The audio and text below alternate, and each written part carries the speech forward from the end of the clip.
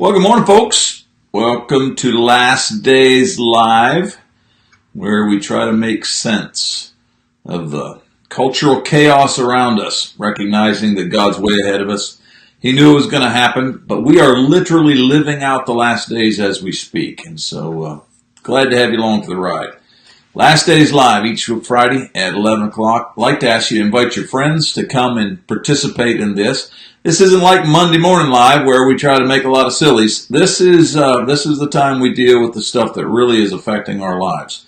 And although I like to go to the lighter side as much as possible in order to keep my sanity, there are times when you got to delve into this subject, and so that's what this is about. I pray that what we talk about today will be beneficial to you. Let's see. There's our passage. 2 Timothy chapter 3. I always try to start here. But mark this, there will be terrible times in the last days. People will be lovers of themselves, lovers of money, boastful, proud, abusive, disobedient to their parents, ungrateful, unholy, without love, unforgiving, slanderous, without self-control, brutal, not lovers of good, treacherous, rash, conceited, lovers of pleasure rather than lovers of God, having a form of godliness but denying its power. That's a powerful, powerful phrase. I'll deal with that in weeks to come. Have nothing to do with such people. It describes our culture to a T, does it not? We are living out that passage. It's probably more relevant today than it was when the Holy Spirit gave it to Paul to write to Timothy back in the day. But anyhow, that's where we are. Last Days Live. Here's a couple things we could have dealt with this week. I'm not going to deal with it in any, extended manner, but, Venezuela's on fire. And we're not sure how we're going to handle this whole situation. They're getting help from the communist side and the socialistic side of the world and all of that kind of thing. And you read the history of Venezuela and you read the history of socialism and you see what socialism can do. And, of course, you got that Cortez lady up there in the top right-hand corner. She has been elected now as one of our elected officials. And, of course, she's pushing hard, not only her, but Bernie Sanders and others, pushing hard for the socialistic agenda within the Democratic Party. Need to watch that. Need to watch with regards to how that's going to play out with regards to end times. I find it amazing because this is one of those things where they kind of keep their head buried in the sand. I find it amazing that you can have this living example of what's going on in Venezuela, and yet you can have this lady who is promoting the same kind of theories within our own nation. I don't know. There seems to be a real mindlessness on the liberal side, but I don't have time to deal with that one. We could have also dealt with this one and probably should have this week, but I'd already got my thoughts together. This is Ralph Northam, I guess is Northam? I don't know. He's the Democrat who is the governor of Virginia. Got himself in trouble this week by making a statement as he's trying to describe the humanitarian side of abortion. And you see the direct quote up there. He's saying that after the child is born and he's already indicated that maybe this child has got difficulties, it's got deformities, it's got whatever. But here's his statement that's really got him in trouble, and that is, the infant will be kept comfortable. Well, how nice of you. The infant would be resuscitated if, that's a big word, if that's what the mother and the family desired. Question that I've got for you today is this infanticide? Is this, is this the next step that the Democrats are going to take, the liberal side is going to take with regards to defending abortion? That we should be even allowing a child that once the child's out of the womb, once it has been born, that if it's struggling to breathe and we decided we didn't want it in the interim, that we should just let it suffocate and don't do anything to give it medical attention? Boy, I'll tell you what, folks, we are in troubled times. And we're walking a very fine line because what's next? Grandma becomes a problem, and so I don't think I want grandma around any longer. Christians, they just cause trouble so much. Them and their values, trying to make everybody live according to the life of Jesus Christ. Let's just get them out of the way. Where does this thing end? We opened the door so many years ago with legalizing child sacrifice. And here's where we are, my friends. But I need you to watch. I am not a Republican. I am a conservative. And at the present time, the Republicans are the only ones that are giving me a voice. Therefore, when I vote, I'm likely to vote Republican. But my point is, watch the Democratic Party as they're playing out with all this nonsensical stuff. Everything we're going to talk about today has to do with extreme positions of the Democratic Party. That last screen with regards to socialism, Democrats. This particular screen with regards to infanticide, this is Democrats. I just moments before I went on live, I had this meme sent to me that I thought was rather interesting. Let's see, how do I get that? Here, I got to take that guy off of here. I'll take him off, then you'll be able to see it. You got the stork flying in the child. Says, hang on, kid, we're flying over New York. Well, yeah, I would hope so, because we know what New York has just passed, and we recognize the trouble our nation is in, because, listen, when we can vote people in who are willing to eliminate the voice of the weakest among us, we're all in trouble. When we have the nurturers of our culture march upon Washington, demanding that they continue to have the right to kill their children, we're in trouble, folks. And I don't think I need to tell you more about that. All right, let's see what I got here. I got everything off. Yeah, that was that Northam guy. Okay, here we go. This is the next thing. Here is the current event of this week, though, that we're going to look at as far as Last Days Live is concerned. You've seen that picture before in the top left-hand corner there. Maybe not the one on the bottom right there below it. But these are Muslims being sworn in by placing their hand on the Qur'an. You might notice that Nancy Pelosi is involved. What party is she a part of again? I'd just like to read you some information with regards to this idea of what's happening in Washington, D.C. with regards to the Muslims. And I have some stuff that I want to read that's going to deal with this next. Let's see if I can get it up there. There it is. Number 2 is what I want to read from Fox News. But number 1, and you know that I deal with the Qur'an a lot, read it from cover to cover, speak on the subject quite often, do Islam seminars across the nation. And so I'm not ignorant when it comes to the subject of the Qur'an. The Qur'an most definitely does promote violence towards the infidel. I can show you numerous passages within the Qur'an. And by the way, you are the infidel if you believe in Jesus Christ. You're the infidel if you are a Jew, etc. You're the infidel if you don't subscribe to many of what they believe, even Sharia law. They might consider you to be the infidel in some of those areas. The point that I'm making here is we have opened the Pandora's box. We now have several Muslims who are serving us or serving themselves while in Washington, D.C., serving their movement.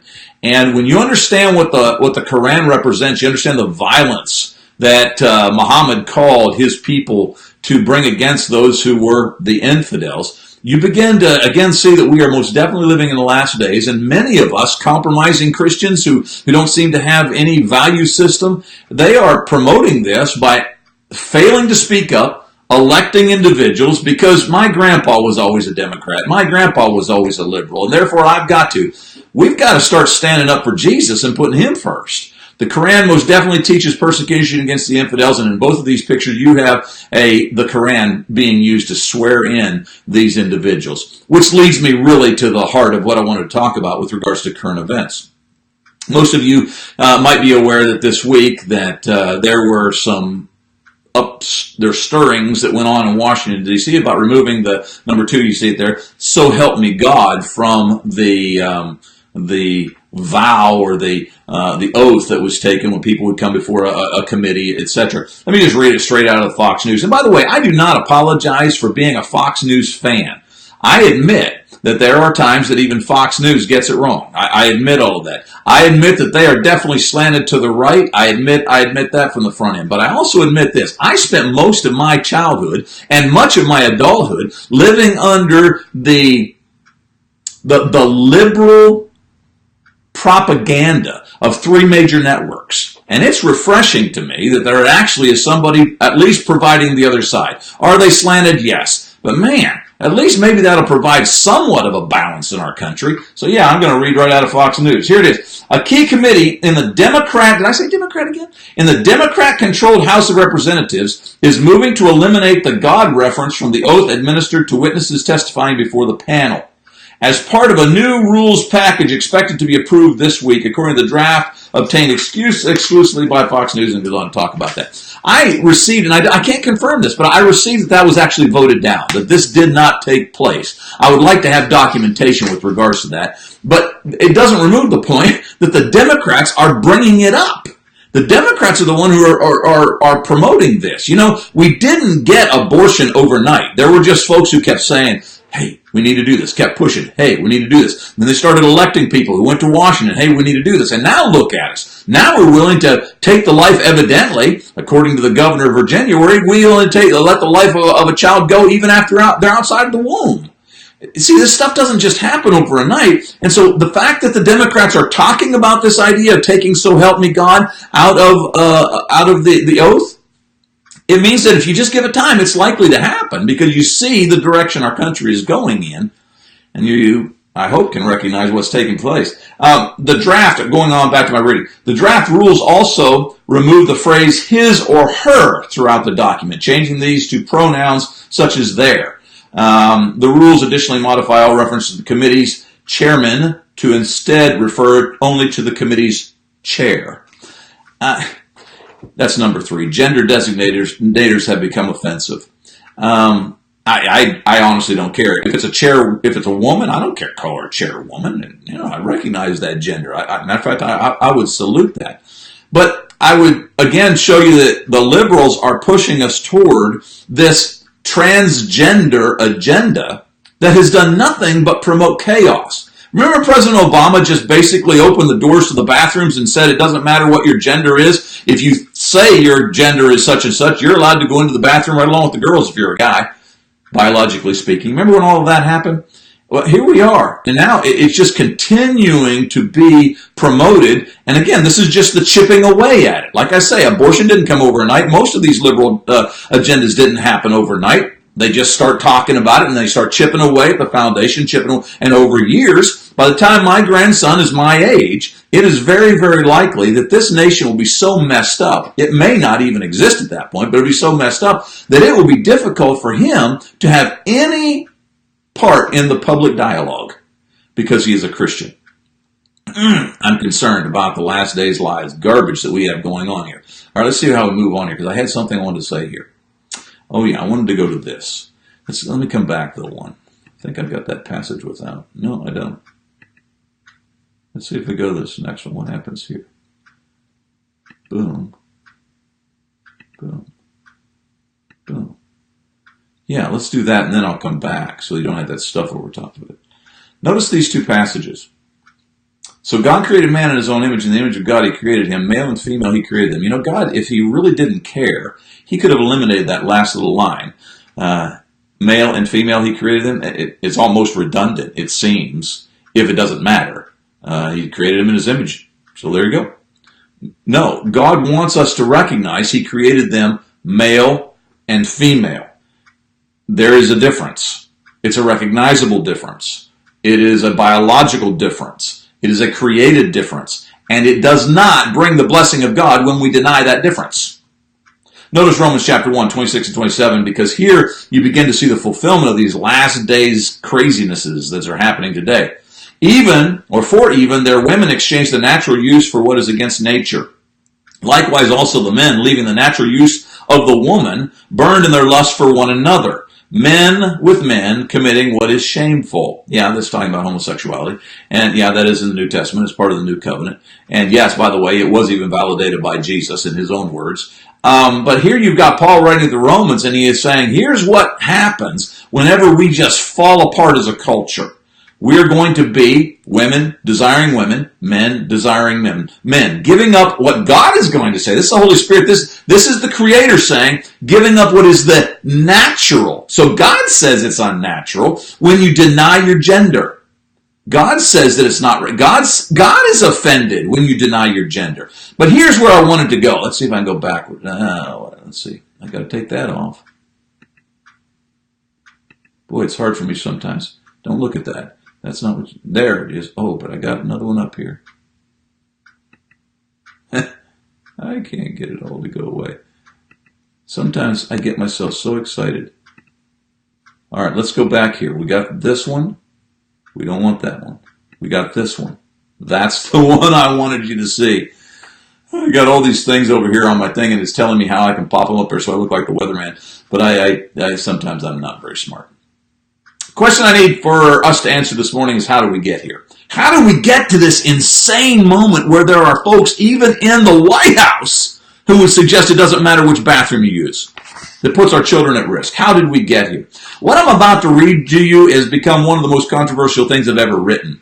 In the bottom, let's see if I can point to it. Right here. Right there. Yeah, that right there. That's a little book that I wrote called Solving Cultural Chaos, and you can see the boy on the right hand looking over the stall at the girl on the left hand. Left hand, right hand, whatever. You see that. And I wrote that little book, and it really got me in trouble from a lot of Christian women, because they really do not want to hear that one of the major problems that has happened in our world is that women have deserted their role of nurturing. And one of the most important things you do when you nurture your child is you teach your child to celebrate whoever they were created to be as far as God is concerned. I'm going to read you some pages. I know you're not supposed to read, but you need, and I'll send you this book, by the way. This is just part of it. I think this is the introduction. But I will send you the entire book by way of email. All you got to do is put your email as a comment here, or send it to me in a private message if you don't want the world to see it. Here you go. 1941. To rescue a world at war, great men were drawn from their homes and onto the battlefield. Great women were drawn away from their families and into the workplace in order to support the war effort. These men and women have been called the greatest generation, and in many respects, they were exactly that. When World War II was finally over, however, many of those men never returned home. Those that did return home found it hard to pick up where they had left off. Many women were forced to remain in the workforce in order to support their family. They too found it nearly impossible to go back. Over time, the enormous cost of their absence has become apparent. Men who had been hardened by war, found it difficult to bond with their sons. The father-son validation that is so necessary for young men to pass into manhood was often left undone. The media and other cultural outlets glorified the strong, silent type, and the family suffered. Women, toughened by the need to support the war effort, struggled to validate their daughters. Domestic skills of the past became old wives' tales in the present. The feminist movement championed this theme and ridiculed anyone who would suggest that a woman's place was in the home. The family suffered. Modern technology filled the gap. Washing machines, dryers, microwave ovens, dishwashers made it easier to live life on the run. Rather than face awkward moments of family interaction, watching television replaced family conversation, and the family suffered. Public schools were encouraged to become a provider of home economics, shop, and sex education. Parents were no longer looked to as the primary instructors in these most basic and sensitive areas. The family suffered. Social time replaced family time. The soccer mom was born. Parents attempted to validate their children by yelling encouragement from the stands. Sports, dance, band practice, and other after-school activities replaced family time. Parents convinced themselves that it was the best for their children. After all, they argued, children need socialization. The family suffered. When America's greatest generation was pulled from their homes in order to fend off the genocidal insanity of Hitler, Hitler went on to steal even more than freedom from millions of lives. He actually gutted the American family. Their absence set in motion a tragic chain of events, and the void left within the American home continues to compound its effects with each passing generation, and I suggest to you, we are seeing it at play right now in Washington, D.C. Today, for nearly a century, the American family has suffered from the effects of declining generational momentum. Surely by now we conclude that the last 75 years of liberal social engineering have been a miserable failure. Do you know anyone who would say that our culture is improving? Do you know anyone who would conclude that we are safer or more moral? Would anyone conclude that we have a greater sense of decency or that the American family is more stable? If not, then why do we continue repeating the same generational mistakes of the past? It's time to own up to our failures. It's time for radical repentance. Please let me send you that little book. That's just part of it, and that's part of the introduction. It's very offensive, but I'm telling you, folks, here's the deal. Men, you need to man up and take control of your homes, specifically spiritually speaking. You're called to be the spiritual leader, and you're not much of a man if you're not leading spiritually. Women, you need to understand that your primary, number one career role is for you to guard the home. In guarding the home, you then will secure a promise for the next generation. I am convinced that one of the reasons that we are in this transgender nightmare is because we have given up the specific roles designed for us in Genesis chapter 3, Titus chapter 2, specific roles that were designed for us, and because we have allowed these things to just be so diluted, as it were, the world doesn't have a clue where to go. They don't know, they don't have a pattern for what they need to do. And it's our fault. It's our fault. Yeah, those are some strong words, but I believe in them.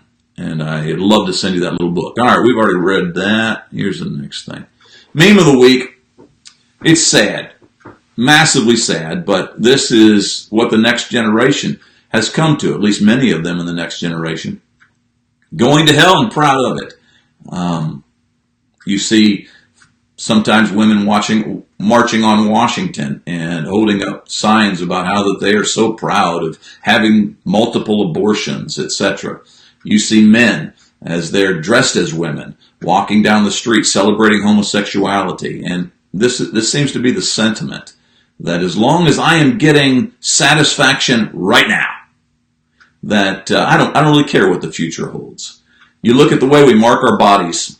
You look at the lack of investment we make in savings accounts, for that matter, in the future. You look at the 35-year-olds living in their mom and dad's basement because they don't want to get a job, and you recognize that we have de-invested in the future. We no longer really care. Right now is all I want. Much like I go through the line at the drive-through restaurant and I get my sandwich right now. I just care about the here and now. I'm not really thinking about what it's going to be like tomorrow. I'm not really concerned about what. And so going to hell, and I'm proud of it. But right now I'm happy. Right now I'm fulfilling myself. The fact of the matter is there isn't any real joy in all of that. There's momentary satanic issues of adrenaline that come, but there's not real true happiness. All right, that's my meme of the week. Bug out bag. Yeah, we got to do the bug out bag. Last week, survival till arrival. My wife made these. She's made up several of these, by the way, and I'm planning to give several away. I'm sending out one today, as a matter of fact, to my buddy Tony, because Tony, where's my book? Tony presented me with this book, Sheep No More. You need to get that. Really good book. Gave me some information. Again, once a month, I hope to choose one person to send a bug out bag to, and I plan to also provide that person with a book I wrote entitled The Jeremiah Generation, which talks about this particular generation in which we are now and how persecution comes down upon us and what we should do and understand what Jeremiah did back in the day. And anyhow, when I send Tony his bug out bag, I plan to send him that book, and I will do it to everyone who I choose each month. And the way you get chosen is just send me some information. Maybe information I didn't understand, didn't know about something I covered in this particular episode, or just information that I need with regards to the last days. And if it's something that really helps me out and in presenting my next one or whatever, then I am likely to select you, and you get you a bug out bag made by my wife. How about that one? All right, bug out bag. Let's see. Here's the next item. We showed you last week a kind of a summation of some of the things we've shown you in the past, but here's one. It's just a little sewing kit. But I keep that in my little bug out bag, which, by the way, is in the trunk of my car. It's cold. It lays on my lap right now because I just pulled it out of the trunk. It's been cold here. But I got me one of these little cheapo things. You can get at Walmart, whatever. And you never know when you're going to need to sew something. You never know when something of this nature could be very helpful. Obviously, and I try to show this each week, first thing I got in my bug out bag is my Bible. All right, so everybody needs a bug out bag, and that's the way I look at it. All right, what else we got left? Seems like we're almost done here. Let's see, current event. I think I done that one, didn't I? Yeah. It's hard for me to recognize what I've done and what I haven't done. We done that one. There's the bug out bag. We've done that. I think we're down to our last slide. Chin up. I try to end each week on this one because I feel that this is very important. If you were to ask me what are the four most important things a Christian can do to help protect their family during these last days, it would be this. 1, keep your family close. Read Deuteronomy chapter 6. When you get up, when you walk, when you lay down, you need to have God's word on your heart. Keep them, but the implication of that is keep them close. Keep them close. There should be a parent who is present, I think, 24/7 in the life. Obviously, there's some moments when that can't happen. But if you watch our children, the majority of our child's week, the majority of their waking hours during the week is not spent with a parent, but with somebody else. And it's no wonder that the value system of the world then are seeping in. I can preach that sermon all day. Keep your family close. Number 2, you need a full-time career homemaker, home protector. Titus chapter 2 and verse 5, I'm told in my study that when you read that one of the implications given there in the original language is that this homemaker is actually a home guardian. Boy, we need one of those. Every home should have that. A godly person who is guarding the home, making it what it needs to be so that it can be a place of safety and security and peace and harmony and all those kinds of things. Number 3, invest in heaven. Read Matthew chapter 6. We need to be talking about heaven and all the glories and make sure that our children are just mesmerized by the thoughts. And then number 4, that's 3, 4. Number 4, you need to take notice of the things that are going on around about you. That's why this particular post each week is important. Read Mark 13. We need to be folks who are focused on the context. Keep your eyes on the skies. But until he comes back, remember, it's survival until arrival. We have a place and a purpose. And some of us are going to hurt before he comes. I believe that's true. And it may very well be me. But we need to be preparing for that. We need to be praying for that. We need to be fasting about that. We need to be teaching our children so that they're ready for that. Well, there you go. Last Days Live. I hope that it's been beneficial to you. Please share this. Please invite your friends to tune in. And thank you for all that you do for me. Send me those comments. You might be the next one to get a bug out bag. Sonny Childs, Matthew 16:26 tells me to tell you, be there. God bless.